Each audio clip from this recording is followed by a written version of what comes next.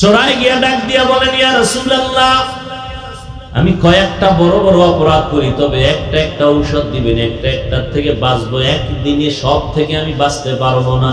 কি অপরাধ করো? বলে, আমি জিনা করি, আর আমি চুরি করি, আর আমি মদ পান করি, নাম্বার 4 আমি মিথ্যা কথা বলি। নবী একটা রোগের ঔষধ দেন, আমি একটা একটা থেকে পরিত্রাণ পেয়ে আজকে আবার আসবো, আবার ঔষধ নিব। নবী তো সৃষ্টির শ্রেষ্ঠ ডাক্তার, এমন এক ঔষধ দিছেন, এক ঔষধে চোর পুরা ভালো হয়ে গেছে। নবী তো এমন এক ডাক্তার, যেই ডাক্তার শ্রেষ্ঠ ডাক্তার, যার প্রেসক্রিপশনটা এমন পাওয়ারফুল, কিয়ামত পর্যন্ত এই প্রেসক্রিপশনটাকে ফলো করলে ওই মানুষটা দুনিয়াতে বাদশা, আখেরাতে বিনা হিসাবে জান্নাতে। নবীর প্রেসক্রিপশন ফাইনাল, নতুন কোন প্রেসক্রিপশন কোন ডাক্তার দেওয়ার ক্ষমতা নাই। তা আলেমরা করবে কি? আলেমরা হলো রসুলের কম্পাউন্ডার, এরা ওই রসুলের দেওয়া প্রেসক্রিপশন যারা বুঝে না, এদের ধরে ধরে বুঝাই দিবে। এটা আলেমগো কাজ, আর কোনো কাজ নাই। ওখানে কলম ধরার কাজ নাই, ঔষধ কমানোরও সুযোগ নাই, বাড়ানোরও সুযোগ নাই। আর মানুষ যারা বুঝে না নবীর সুন্নত কি, ভাত খাওয়ার সুন্নত কি, বসার সুন্নত কি, হাত ধোয়ার সুন্নত কি, মসজিদে ঢোকার ঔষধ কি, এগুলো বুঝে না, ওলামায়ে কেরাম ধরে ধরে ধরে ধরে বুঝাই দিবেন। উম্মত এই ঔষধ সেবন করবে, দুনিয়াতেও শান্তি, আখিরাতেও মুক্তি। নবী ঔষধ দিলেন, ও চোরার ঘরের চোরা, তুমি চুরি করো, জেনা করো, মদ পান করো, মিথ্যা বলো, প্রথম ঔষধ তুমি এটা ব্যবহার করো, মিথ্যা থেকে নিজেরে বাঁচাও, যাও। চোরায় খুশি। নবী ভাবছিলাম চুরি বন্ধ করতে বলবেন, নবী তা না বলে বললেন, আমি মিথ্যা ছাড়বো, তাহলে আমার চুরি চলবে, বরকতের চুরি। নবী জেনে শুনে বাধা দেন নাই, তো আজকে বড় চুরি হবে, বরকতের চুরি হবে। তবে ওয়াদা করছি, ঠিক আছে, মিথ্যা আর বলবো না। কিন্তু রাতের বেলা চুরি করতে যখন যাবে, রাস্তায় বেরিয়ে পরেশান হয়ে গেল, নবী তো জানে আমি চোর। খবর যদি তার কাছে চলে যায় যে আমার বাড়ি চুরি হয়েছে, নবী জানে তো আমি চোর, আমাকে ডাকবেন, ডাকলে তো আমাকে বলতে হবে, তো সত্যই বলতে হবে, ওয়াদা করে আসছি, মিথ্যা বলবো না। তাহলে আমি দ্বিতীয়বার সত্য বলে চোর সাজতে চাই। আস্তে রাস্তা থেকে ফিরে বাসায় চলে গেল, না চুরি আর করব না। এইভাবে মদ পান ছেড়ে দিল, জিনা ছেড়ে দিল, এক ঔষধে পুরা পাক্কা জান্নাতি হয়ে গেল। তাহলে মিথ্যা বলা মহাপাপ, বদ আমল। বুঝার জন্য কোনো দলিল লাগে? দলিল আছে না নাই? প্রয়োজন নেই। নাম্বার 2, আর একটা উদাহরণ দিই, ফাহশা, গালাগালি করা সুন্নত মুস্তাহাব কি বলেন? হালাল না হারাম? এটা বুঝার জন্য দলিল লাগবে? পৃথিবীর কেউ গালি পছন্দ করে না, যদিও ওয়াজের প্যান্ডেলেও গালি চলে, কিন্তু এই গালি কেউ পছন্দ করে না। নবী, যার কোনো তুলনা নাই, সে নবীকে আল্লাহ বলেন, ফাবিমা রাহমাতিন মিনাল্লাহি লিনতা লাহুম ওয়ালাউ কুনতা ফাদ্দান গালিযাল কলবি লানফাদ্দু মিন হাওলিক। ও নবী, আপনার অন্তর যদি কঠোর হইতো, মানুষ ভেগে যাইতো।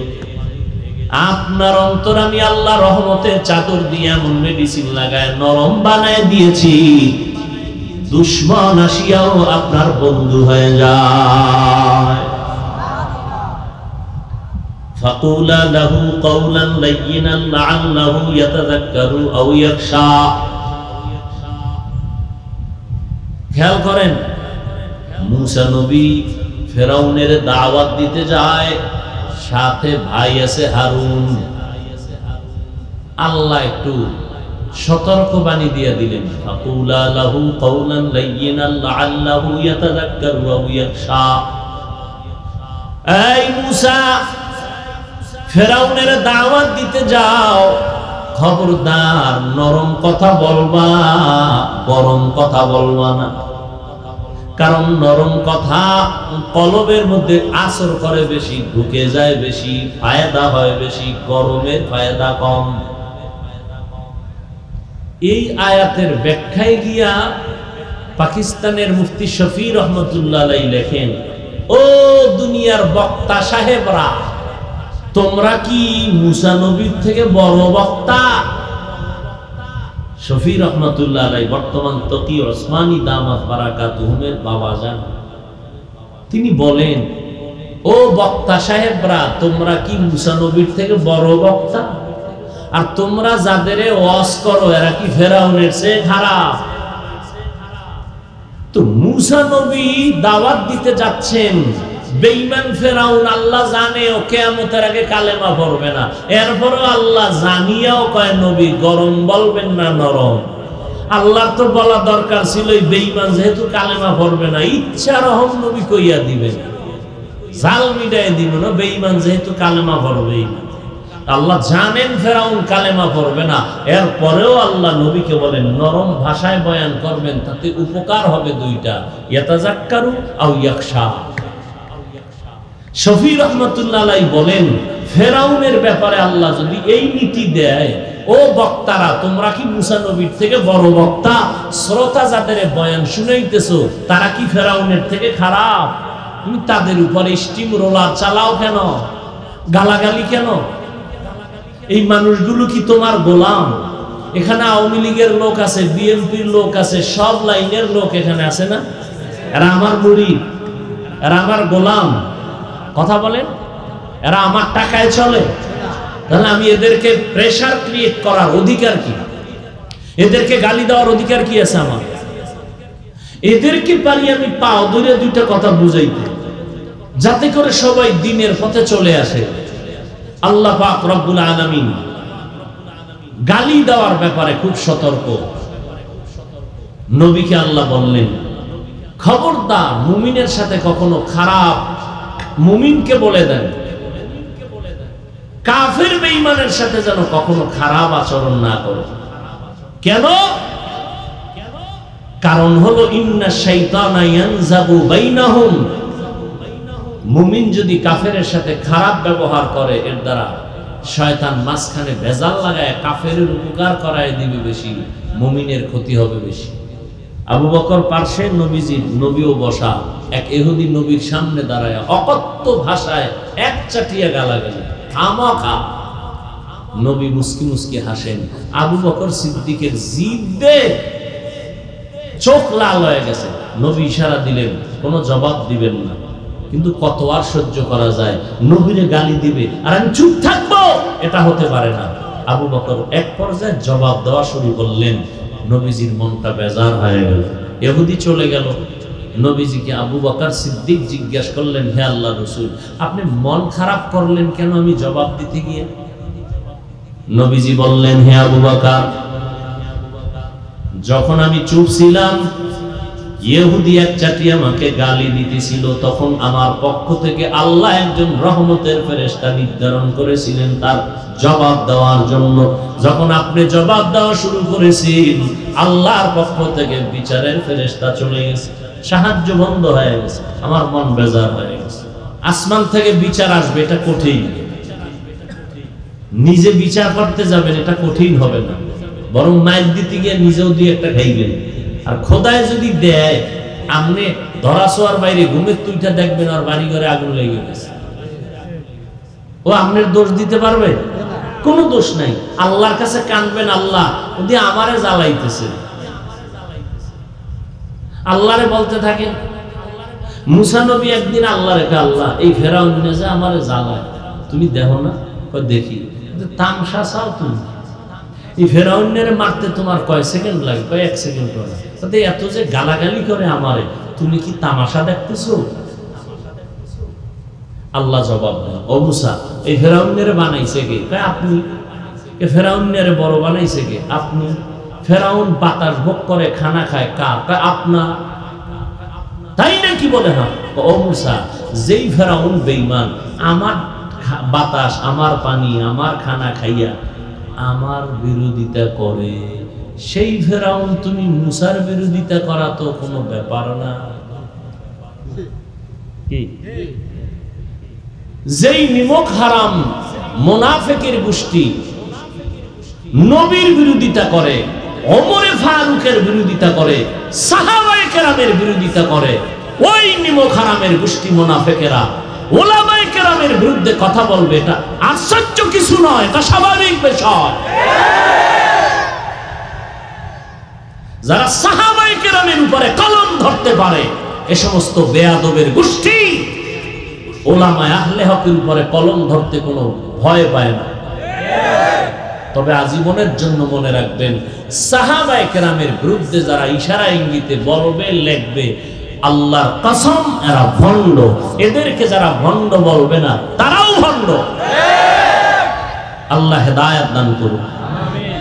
রাগ করলেন? ভণ্ড বাতিলের বিরুদ্ধে কথা বলার নাম হিংসা। আরেক ঝামেলা। কয় হাফিজ ভাই বয়ান করলো না গীবত করলো? কয় গীবত করলো। কয় কেন? কয় হিংসা। ভণ্ডদের বিরুদ্ধে, বাতিলের বিরুদ্ধে কথা বলা রাসূলের লাইনে, সুন্নাত কোরআনের আইনে ফরজ। যদি কেউ বলে গীবত হইছে, এই গীবতের দ্বারা সওয়াব হবে, গুনাহ হবে না। দলিল নিবা, চেঁচামেচি করবা না। গীবত করা হারাম আপনারা জানেন, আমরা হুজুরেরা জানি না? কি জবাব দেন? আমরা হুজুরেরা জানি না? জানি মানে আপনাদের থেকে বেশি জানি। কি বেশি জানি? গীবত করা হারাম, হারাম, হারাম, হারাম, জিনার থেকেও মারাত্মক। 4 কারণে গীবত করা ওয়াজিব, না করলে গুনাহ হবে। এই খবর আপনারা জানেন না, আমরা ওলামায়ে কেরাম জানি। এবার আপনিও জানতে চান, এই তো আজকে বাসায় গিয়া মোবাইলে তো সারা রাত্র অপরাধ করলেন, আজকে একটা ভালো কাজ করবেন। টাকা দিয়ে তো আর কোরআন শরীফ কিনতে পারবেন না, টাকা নাই, আর থাকলেও হিসাব। তাহলে ডাউনলোড করেন কোরআন, বাংলা কোরআন লিখে ডাউনলোড করেন, করে এরপরে 114 সূরার সিরিয়াল আসবে। এরপরে শেষের দিকে একটা সূরা একটু আগে আমি তেলাওয়াত করেছি, ওয়াইলুল লিকুল্লি হুমাযাতিন লুমাযা আল্লাযী জামা'a মালান ওয়া আদ্দাদা ইয়াহসাবু আন্না মালাহু আখলাদা। আসেনি? বাস এটার বাংলা ব্যাখ্যা পড়বেন। আরবি টারবি তো বুঝেন না, বাংলাটাই পড়েন, ওখানে সব লেখা আছে। ওয়াইল নামক জাহান্নাম, গীবত যারা করে তাদের জন্য, যারা মানুষের নামে বানাইয়া দোষ বানায় বানায় বলে তাদের জন্য ওয়াইল নামক জাহান্নাম। গীবত করা এই আয়াতে হারাম, কিন্তু 4 কারণে গীবত করা ওয়াজিব, না করলে গুনাহ হবে। এখন কার গীবত করবে, কে করবে, ওখানে সব লেখা আছে। তাহলে গীবত করা হারাম, কোরআনের আয়াতও বলে হারাম, হাদিসও বলে হারাম। এরপরও সুযোগ আছে না নেই? আছে। ইসলাম নিয়া, কোরআন নিয়া, হাদিস নিয়া, নবী নিয়া, সাহাবাদের নিয়া যারা বিষদগার করবে, এদের নাম ঠিকানা শুদ্ধা মানুষের সামনে বলে বলে মানুষকে সতর্ক করা, এটা গীবত হলেও সওয়াব। আল্লাহ আমাদের সব ভাইকে হেদায়েত দান করুন।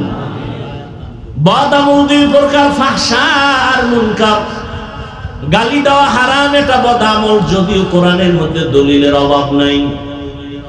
কুল্লি ইবাদি ইয়াকুলুল্লাতী হিয়া আহসান, ও নবী মুমিনদের জানায় দেন কাফেরদের সাথে যেন খারাপ আচরণ না করে। ইয়া আইয়ুহাল্লাযীনা আমানুত্তাকুল্লাহ ওয়া কুলু কাওলান সাদীদা, আল্লাহকে ভয় করো, জবানটাকে কন্ট্রোল করো। ক্বালান নবিয়্যু সাল্লাল্লাহু আলাইহি ওয়া আলিহি ওয়া সাল্লাম সিবাবুল মুসলিমি ফুসুকুন ওয়া কিতালুহু কুফরুন, পয়গম্বর বলেন মুমিন মুমিনের গালি দেওয়া পাপিষ্টের কাজ, মুমিন হইয়া মুমিনের বিরুদ্ধে জিহাদের ঘোষণা দেওয়া বেদিনদের পরিচয়। ক্বালান নবিয়্যু সাল্লাল্লাহু আলাইহি ওয়া আলিহি ওয়া সাল্লাম মদিনার নবী বলেন, 2 জিনিস হেফাজতের জিম্মাদারি যদি নাও, আমি মুহাম্মদ তোমাকে জান্নাতে নেওয়ার জিম্মাদারি নিব। কয় জিনিস হেফাজত? 2 জিনিস। জবানের হেফাজত করো, লজ্জাস্থানের হেফাজত করো। আমি নবী ওয়াদা করলাম তোমাকে আমি জান্নাতে নেওয়ার জিম্মাদারি নিব। আল মুসলিমু মান সালিমাল মুসলিমুনা মিন লিসানিহি ওয়া ইয়াদি, আল্লাহর নবী বলেন খাঁটি মুসলমান ওই ব্যক্তি যার জবান আর হাতের দ্বারা ভিন্ন মুমিন মুসলমানরা নিরাপত্তা পায়। তাহলে গালি দেওয়া হালাল না হারাম? দলিল আছে না নাই? দলিল লাগবে না, বিবেক বুঝে ফেলছে। ফাহশা। আসেন এবার মুনকার নিয়ে একটা উদাহরণ দেই। আগাবো না ইতি টানবো? মুনকার হলো এমন বদআমল যেটা দলিল ছাড়া সমাধান করা যাবে না। যেমন সিজদা করা, সিজদা এটা গুনাহ না সওয়াব? বলেন বলেন। সওয়াব। ভালো করে বলেন। হ্যাঁ, সিজদা করা কি বলেন আপনারা? জবান খুললে কথা বললে, এমনি দোকানে বসে কথা বলেন, দুনিয়ার গল্প করেন, যেখানে কথা বলার দরকার সেখানে বলেন। সিজদা দেওয়া গুনাহ না সওয়াব? এই সিজদা যদি কেউ কবরে দেয়, মাজারে দেয়, বটগাছে দেয়, গুনাহ। আচ্ছা, যারা দেয় এরকম কিছু আশিকে রাসূল আছে না? আচ্ছা, যারা দেয় এরা কি গুনাহ মনে করে দেয় না সওয়াব মনে করে? না আপনি যদি গিয়ে এখন এই বেটা বন্ধ করেন শিরক বলবে, চুপ, কিসের শিরক? দলিল দিন, বলবে না? না আপনি দলিল দিলেন কি? আল্লাহ ছাড়া আর কাউকে সিজদা করা যাবে না, ইবাদতের সিজদা আল্লাহর জন্য খাস, অন্যকে দেওয়া শিরক। ওয়া মান ইউশরিক বিল্লাহ ফাকাদ হারামাল্লাহু আলাইহিল জান্নাহ। দিছেন একটা দলিল, পাল্টা দলিল দিছে। এই মিয়া শুনো, তুমি যে বললা ইবাদতের সিজদা আল্লাহ ছাড়া অন্যকে দেওয়া শিরক, আল্লাহর কসম আমরা ইবাদত হিসাবে অন্যকে সিজদা দেই না। কত কেন দাও? আমরা এটা তাযীমান, সম্মানের জন্য দেই। কারণ আপনি বলবেন তুমি যে ইবাদত ছাড়া সম্মানের সিজদা দাও, দলিল বলে দলিল নাও, দলিল নাও। এক নাম্বার দলিল কোরআনের আয়াত, উসজুদু লি আদম ফাসাজাদু ইল্লা ইবলিস। সিজদা দেয় নাই, জাহান্নামী হয়ে গেছে ইবলিস। আল্লাহর অর্ডার, আদমের সিজদা দাও।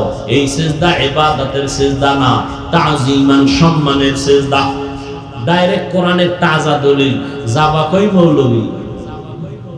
আরো দলিল নিবা? ইন্নী রাআইতু আহাদা আশারা কাওকাবান ওয়াশ শামসা ওয়াল কমার। এরপর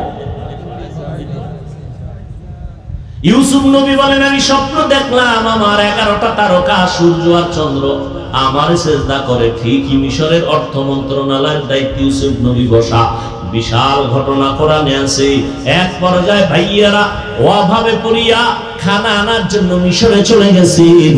যাওয়ার পরে ইউসুফ নবী দাঁড়াইয়া ভাইদের চেহারা চিনে ফেলছেন, কিন্তু ভাইরা চিনে না, হারানো ইউসুফ দাঁড়ানো।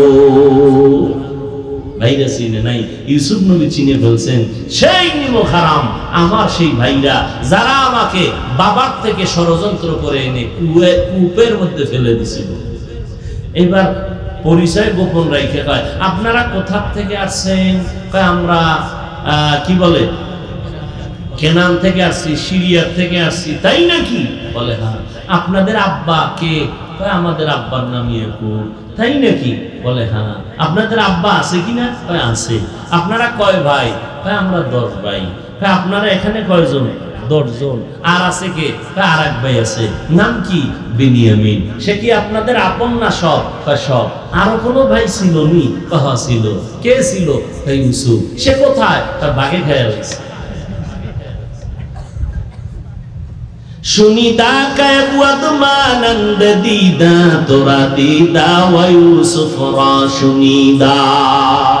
ইউসুফ নবী জিজ্ঞাসা করে, খুব কন্ট্রোল করতেছে, কান্না আসতেছে তুফানের মতো, চাপাইয়া রাইখা কয়, আপনাদের আব্বাজান এখন কেমন আছেন? কয় আমার আব্বাজান ইউসুফের জন্য কান্না করে করে আজ অন্ধ হয়ে গেছে। ইউসুফ ইউসুফ করে কাঁদে, অন্ধ, চোখের পাওয়ার নাই।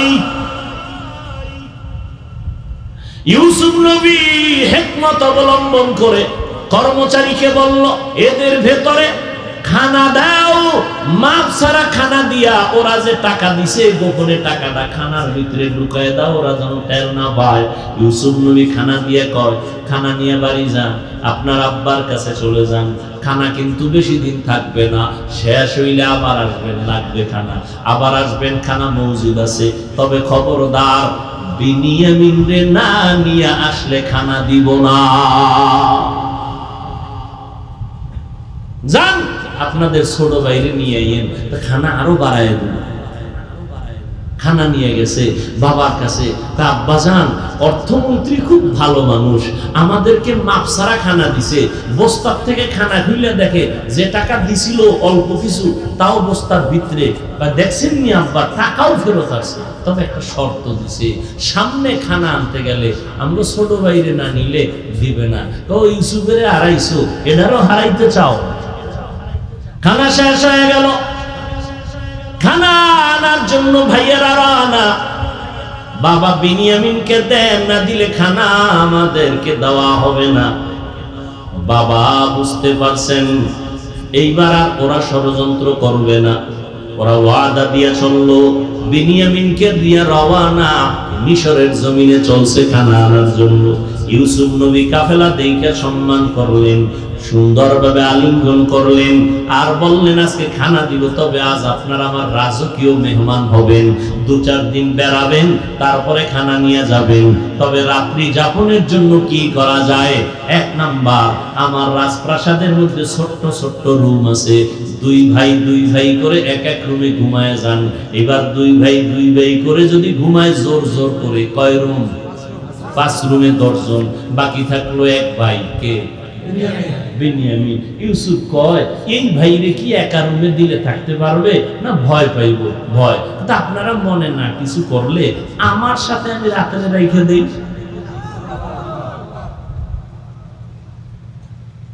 ওরা তো বুঝে না, ওরা তো খুশি, অর্থমন্ত্রী আমাকে এত আদর করে, তো খানা বেশি হবে।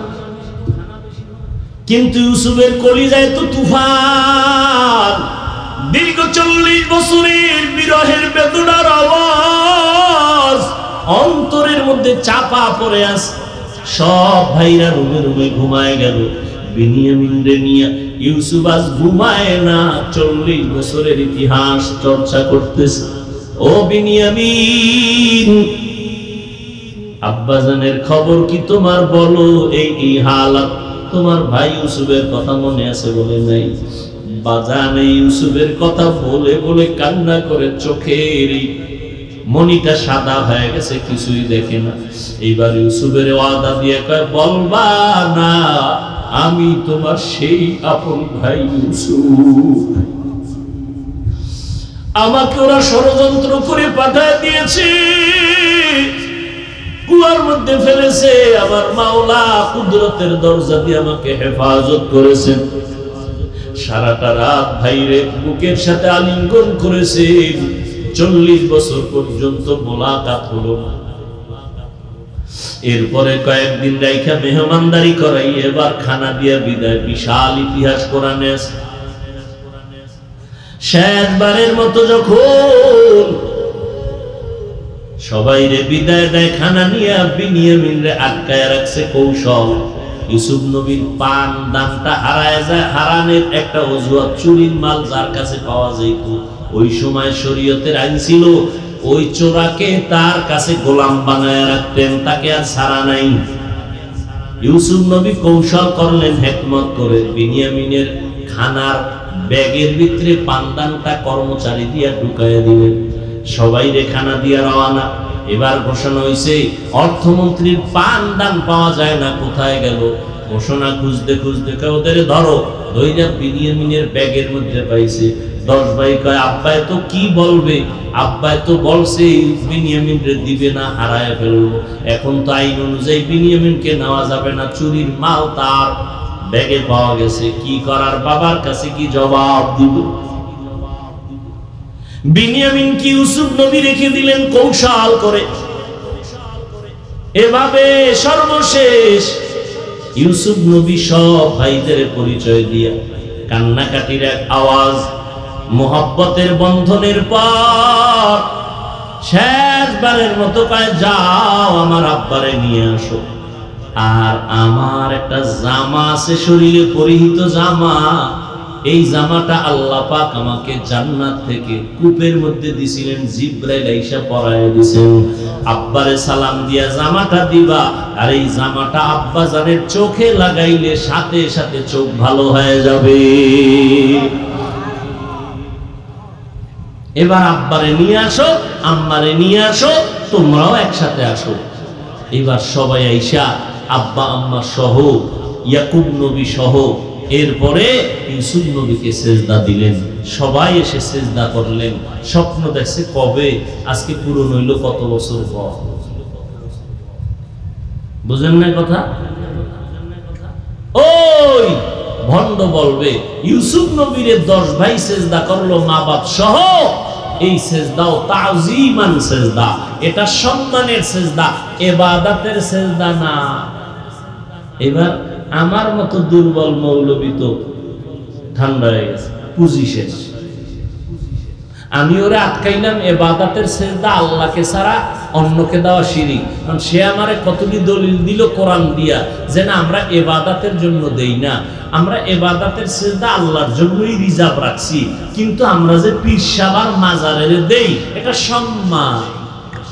এখন ওরে আটকাইবেন কেমন? এটাও বদআমল কিন্তু মুনকার। দলিল না দিলে হবে না। এবার নকলি দলিল শেষ, আকলি দলিল দাও আর একটা জুতা হাতে লো। জিজ্ঞাসা করতে হবে, এই বেঈমান তুই কি ইউসুফ নবীর উম্মত না আদম নবীর উম্মত? কি বলবে? কি বলবে? কি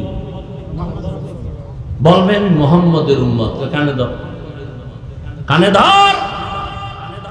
মুহাম্মদের শরীয়তে আল্লাহ ছাড়া সম্মান হোক আর ইবাদত হোক, আল্লাহ ছাড়া ভিন্ন কাউকে কোনোভাবে সিজদা দেওয়া হারাম। তুই যদি ইউসুফ নবীর উম্মত হও তুই সিজদা দিয়া মর। আদমের হইলে আলাদা, মুহাম্মদের উম্মত দাবি কইরেই যদি আউলা জাউলা করো তো জুতা মোবারক রেডি। কথা বুঝাইতে পারছি? এর নাম মুনকার, এর নাম ইন্নাস সালাতা তানহা আনিল ফাহশাই ওয়াল মুনকার ওয়া লাযিকরুল্লাহি আকবার। আল্লাহ পাক রব্বুল আলামিন বললেন যারা আমার সাথে মোলাকাত করতে চায় তাদের জন্য 2টা কর্মসূচি, একটা হলো ইতিবাচক আর একটা নেতিবাচক, একটা হলো প্রতিরোধক আর একটা হলো প্রতিষেধক। আল্লাহর সাথে মোলাকাত করতে চাননি? কি ভাই বলেন? এটাও তাল মিলাইতেছেন, অন্তর থেকে বলেন আসলে চাননি? আল্লাহ কবুল করেন। মোলাকাত করতে চাইলে কি এই দুনিয়ায় হবে? আখিরাতে হবে, তাই তো? কিন্তু কাজ করতে হবে দুনিয়াতে 2টা। কয়টা? একটা ইতিবাচক আর একটা নেতিবাচক। 100% আপনাকে করতে হবে নেক আমল, 100% আপনাকে বাঁচতে হবে শিরিক থেকে। নেক আমল ছাড়া যাবে না, শিরিক করা যাবে না। বড় কঠিন, বেদাত মুক্ত আমল হতে হবে। তবে বেশি আমল না, আমালুল কলিল, কম আমল। তবে আমলটা হতে হবে মাল ইখলাস, খালিসান লিওয়াজহিল্লাহি তাআলা। কার জন্য? আল্লাহর জন্য হতে হবে আমলটা। আমরা আমল করি মানুষের জন্য, ঠিক না? এই জন্য আমাদের ভিতরে বাপ দেখেন না, রমজানে আগে ছিল দ্বন্দ্ব মসজিদের বাইরে, এখন ভিতরে। কি ভাই? কে জোরে আমিন বলবে, কে আস্তে বলবে, কে বুকে হাত বাঁধবে, কে নাভির নিচে বাঁধবে, কে 8 রাকাত পড়বে, কে 20 রাকাত পড়বে। আচ্ছা আপনি 8 রাকাত পড়েন আর জোরে আমিন বলেন, বুকে হাত বাঁধেন। এই যে আমলটা করেন হাদিসে আছে, এটা বুঝে করতেছেন। আর আমলটা কার জন্য করতেছেন? পীরের জন্য না আল্লাহর জন্য? বলেন তো। আল্লাহর জন্য করলে ভাবটা আমার সাথে দেখেন কেন? কি আপনি সালাম দেনও না, আমি দিলেও নেন না, কি ব্যাপার? 20 রাকাত, ঠিক নেই? আপনি 8 রাকাত পড়লেন আল্লাহর জন্য আমল করলেন, আপনি বুকে হাত বাঁধলেন আল্লাহর জন্য, আপনি জোরে আমিন বললেন আল্লাহর জন্য। ভাবটা আমার সাথে কেন? বান্দার সাথে ভাব দেখেন কেন? সালাম দেও না, দিলেও নেন, বিষয় কি? জোরে আমিন কয় না, আছে না? আমল করলেন আল্লাহর মোহাব্বত নিয়ে, ভাব দেখাইতেছেন বান্দার সাথে। এটা কেমন নিয়ম? কোন সিস্টেম? আখলিস দীনাকা ইয়াকফিকাল আমালুল কলিল। ইখলাস ওয়ালা আমল। আপনি 8 রাকাত পড়েন না 4 রাকাত পড়েন, আল্লাহ দেখবেন আপনার ইখলাস, আপনার অন্তরের হালত। আপনি কি জন্য আমলটা করতেছেন? কি আমার সাথে যুদ্ধ লাগাই করতেছেন, না আল্লাহর মোহাব্বত পাওয়ার জন্য করতেছেন? ফামান কানা ইয়ারজু লিকা রাব্বিহি ফালইআমাল আমালান সালিহা। নেক আমল করো, আমলটা যেন বেদাত মুক্ত হয়, ইখলাসের সাথে আমল হয়, তবে সতর্ক, কোন শিরিকের গন্ধ যেন না থাকে। বলে শিরিক কাকে বলে? বলে আল্লাহ আছেন, আল্লাহ যা পাবেন, এককভাবে আল্লাহ যা পাবেন, এটা আর একজনকে দেওয়ার নাম শিরিক। সেজদা কে পাবেন? বলেন বলেন। এটা আর একজনকে দেওয়ার নাম শিরিক। যারা দেয় তারা মুশরিক। ইন্নাল্লাহা লা ইয়াগফিরু আন ইউশরাকা বিহি ওয়া ইয়াগফিরু মা দুনা যালিকা লিমান ইয়াশা ওয়া মান ইউশরিক বিল্লাহ ফাকাদ দাল্লা দালালান বাঈদা ওয়া মান ইউশরিক বিল্লাহ ফাকাদ ইফতারা ইসমান আযীমা। আল্লাহ যা এককভাবে পাবেন এটা আল্লাহকেই দিতে হবে, নবীকেও দেওয়া যাবে না। সেজদা পাবেন আল্লাহ, যদি আর কাউকে দেই এটা দেওয়ার নাম শিরিক। রিজিকের মালিক আমার আল্লাহ, এই মালিক আরেকজনকে বানানোর নাম শিরিক। রিজিকের মালিক কে? আল্লাহ। আরেকজনকে রিজিক দাতা বানানো কি? শিরিক। হায়াতের মালিক আল্লাহ, আরেকজনকে হায়াতের মালিক মনে করার নাম শিরিক। যারা মনে করে তাদের নাম মুশরিক। ওমাই ইউশরিক বিল্লাহ ফাকাদ হারামাল্লাহু আলাইহিল জান্নাহ। যারা শিরিক করবে তাদের উপরে জান্নাত হারাম। মৃত্যু দেওয়ার মালিক আমার আল্লাহ, আর কেউ মৃত্যু দিতে পারে মনে করার নাম শিরক। ও যুবক, কই তোমার আমল? আল্লাহর কাছে আমল বড় দামি। আল্লাহ দুনিয়াতে আমলের পরীক্ষা দেওয়ার জন্য পাঠাইছেন। আল্লাযী খালাকাল মাউতা ওয়াল হায়াতা লিয়াবলুয়াকুম আইয়ুকুম আহসানু আমালা ওয়া হুয়াল আজিজুল গফুর।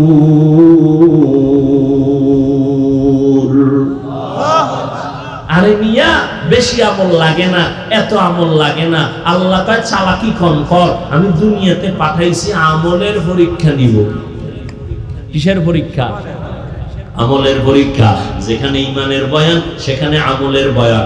ইন্নাল্লাযীনা আমানু ওয়া আমিলুস সালিহাত, আল্লাহ বলেন যারা ঈমান আনার পরে নেক আমল করবে, কানাত লাহুম জান্নাতুল ফিরদাউসি নুজুলা। যেখানে ঈমানের বয়ান সেখানে আমল। কিয়ামতের ময়দানে জান্নাতীরা জান্নাতে যাইয়া আরামে নাক টেনে ঘুমাবে, কিন্তু আফসোস থাকবে না। একটা আফসোস থাকবে মাত্র, ও আল্লাহ আরেকটু সুযোগ দাও, আরো বেশি আমল করব, জান্নাত দিয়েই দুইটা পেয়ে যাব। আফসোস করবে আরেকটু আমল কেন করলাম না। আর আপনি এখানে ফতুয়াবাজি করেন, এত আমল লাগে না।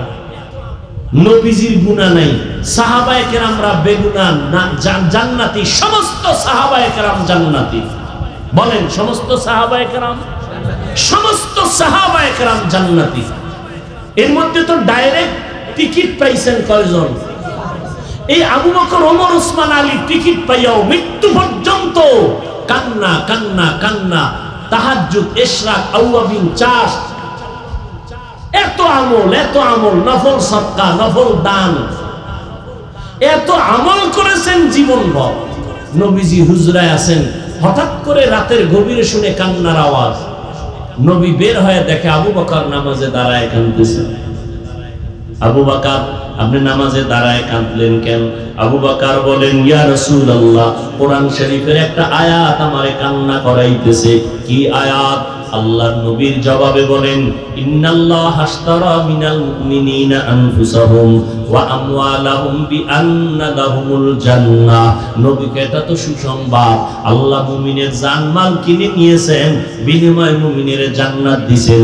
এটা তো খুশির কথা, এটা কান্নার কি আছে? আবু বকর বলেন, ইয়া রাসূলুল্লাহ, আমি তো জানেন একটা কাপড়ের দোকান দেই, কাপড়ের দোকানওয়ালা আমি। আজ আমার দোকানে একজন মহিলা আসলো, কাপড় কিনে নিয়েছিল অনেক আগে। আমার দোকানে কাপড়টা ফিরাইয়া দিয়া টাকা নিয়ে চলে গেল। আমি জিজ্ঞাসা করেছিলাম, আম্মা জান, আমার দোকানের কাপড়টা আপনি ফিরাইয়া দিলেন কেন? টাকা নিয়ে যান কেন? মহিলা সামান্য একটা জবাব দিয়ে চলে গেল, ও আবু বকর, আপনার দোকান থেকে অনেক আগে আমি কাপড় নিয়েছিলাম, কিন্তু ফিরাইয়া দেওয়ার সময় পাই নাই, আজকে দিয়ে গেলাম। কেন ফিরাই দিলাম? আপনার দোকানের কাপড় আমার পছন্দ হয় নাই। ও নবী, আল্লাহ বলছেন কোরআনের আয়াতে, কিয়ামতের ময়দানে আল্লাহ আমাকেও ডাকবেন। আল্লাহ পাক বলেন, মুমিনের জানমাল কিনে নিলেন, জান্নাত দিয়ে দিলেন। হাসরের ময়দানে আল্লাহ যদি জিজ্ঞাসা করে, আবু বকর, আমি তোমার জানমাল নিলাম, জান্নাত দিলাম, জান্নাত পাইয়া কি নিয়ে আসছো আমার কাছে জান্নাতের মহব্বতে?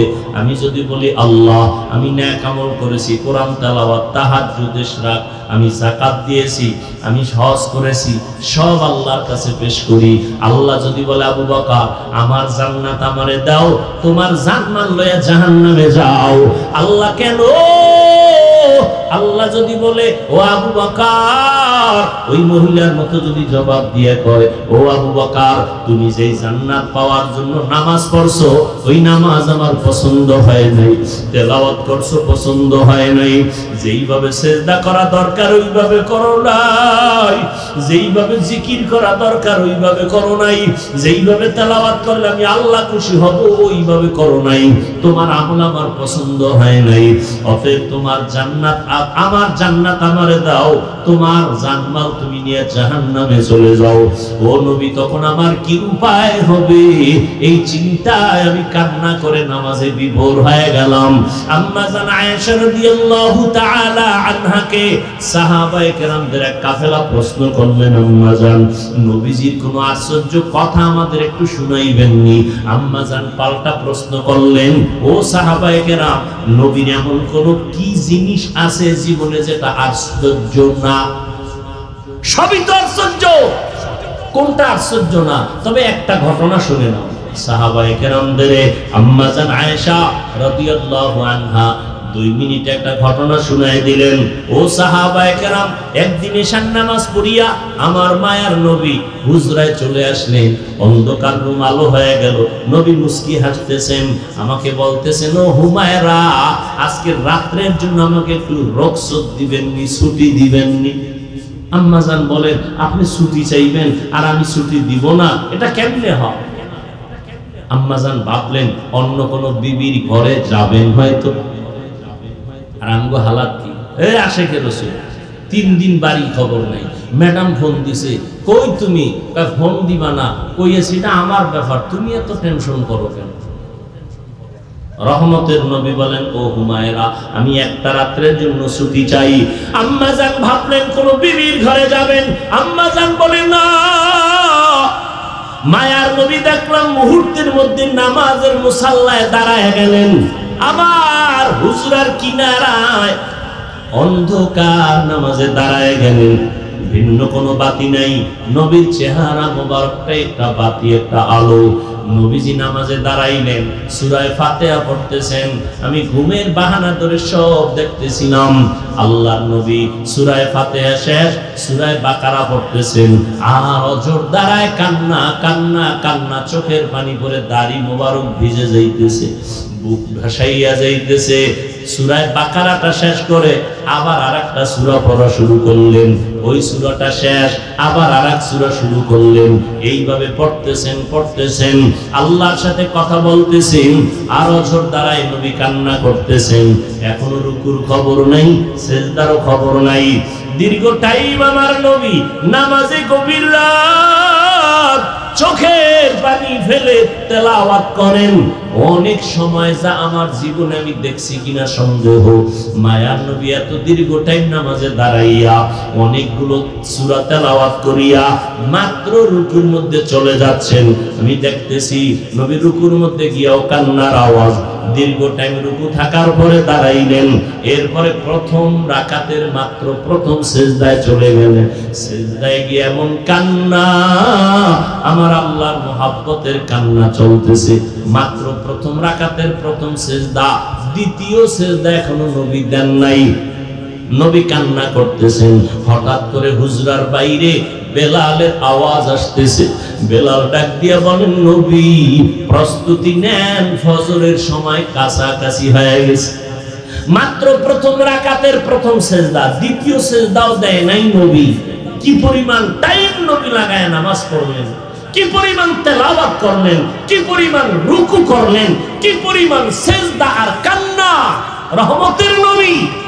বেলাল বলে, রেডি হন, প্রস্তুতি নেন, ফজরের টাইম কাছাকাছি, আজান দেওয়ার জন্য আমি হাজির হয়ে গেছি। আম্মা জান আয়েশা বলেন, নবীর আশ্চর্য ধরনের এই রকম বহু ঘটনা। নবী এতটাই আল্লাহর মহব্বতে বিভোর, আল্লাহ যেইভাবে নামাজটা চাইছেন ওইভাবে নামাজ পড়তে পারলেন কিনা নিজের একটু প্রশ্ন করেন। বাবা, দুনিয়াতে আজ আছি কাল থাকবো না, এই চোখের সামনে কত আপনজন চলে গেল। ওই গতকাল পরশুদিন খবর জানো না বাবা, এই ঈদকে কেন্দ্র করে কত লাশ আর লাশ আর লাশ বাইকের তলে পরে অ্যাক্সিডেন্ট হয়ে, ওই যে গতকাল এক জায়গায় 12 জন মারা গেছে, তার আগের দিন এক জায়গায় 14 জন মারা গেছে। এমন কোন দিন নাই যুবকের লাশের খবর নাই রে বাবা। কয়দিন আর দুনিয়াতে বাঁচবা? আল্লাহর হুকুম মতো চলো, নবীর তরিকা মানিয়া চলো। যেদিন মরণ হয়ে যাবে, কে আমার আপন, কে আমার মা, কে বাবা, কেউ আমার সাথে যাবে না। সাদা কাপড়ের 3টা প্যাকেট বানায় আমাকে কবরে রাখা হবে। ওই অন্ধকার কবরে আল্লাহর মোহাব্বত নিয়ে রওনা হও। এখনো সময় আছে, তওবা করে নেও। গুনাহ নিয়ে কবরে গেলে আযাব ভোগ করা লাগবে রে বাবা। আল্লাহর আযাব সহ্য করা যাবে না রে মুমিন। এখন থেকে তওবা করে নেও। সমস্ত নবীরা দাড়িওয়ালা নামাজি নবীর তরিকা নিয়ে আল্লাহর হুকুম মতো জীবন চালাইছেন। সমস্ত সাহাবায়ে কেরাম নবীজি 5 বেলার নামাজ পড়েছেন। ও যুবক বাবা, তুমি স্কুলে পড়ো বাধা নাই, কলেজে পড়ো বাধা নাই, চাকরি করো, ব্যবসা করো বাধা নাই, 5 বেলার নামাজ পড়িও, মা বাবার দোয়া নিয়ে চলিও। মা বাবার দোয়া ছাড়াই চেয়ারে বসতে পারি নাই, মা বাবার কান্না চোখের পানি আর দোয়া ছাড়া পরীক্ষায় ভালো নাম্বার পাও নাই, মা বাবার চোখের পানি দোয়া ছাড়া তুমি কোনোদিন সম্মানের চেয়ারে বসতে পারো নাই, পারবাও না। এখন থেকে তওবা করে নাও, মা বাবার দোয়া নিয়ে চলবা, আর বেয়াদবি করবা না। ওলামায়ে কেরামের পরামর্শ নিয়া নবীর তরিকা মেনে চলবা। ও যুবক, তোমার মতো কত যুবক রাস্তায় গাড়ি চালায়, নামাজ ছাড়ে না, তুমি কেন পারবা না? তোমার মতো যুবক স্কুল কলেজে পড়ে, নামাজ ছাড়ে না, তুমি কেন পারো না? তোমার মতো যুবক ব্যবসা করে, নামাজ পড়ে, তুমি কেন পারবা না? আল্লাহর কোরআনটা কি মিথ্যা মনে করেছো? ওই কোরআনে জান্নাতের বয়ান, জাহান্নামের বয়ান আছে। কে জান্নাতে যাবে, কে জাহান্নামে যাবে তাও আল্লাহ বলেছেন। ইন্নাল আবরারা লাফি নাঈম লাফি জাহিম। নেক লাইনে চলবা জান্নাত, গুনাহ নিয়ে যাবা জাহান্নাম। ও বাবা, তুমি কি পরিমাণ নেক করেছো, গুনাহ করেছো, নিজের হিসাবটা মিলাইয়া নাও। যদি গুনাহ বেশি হয় তওবা করো, মনে মনে আল্লাহকে ডাকো, হে মালিক।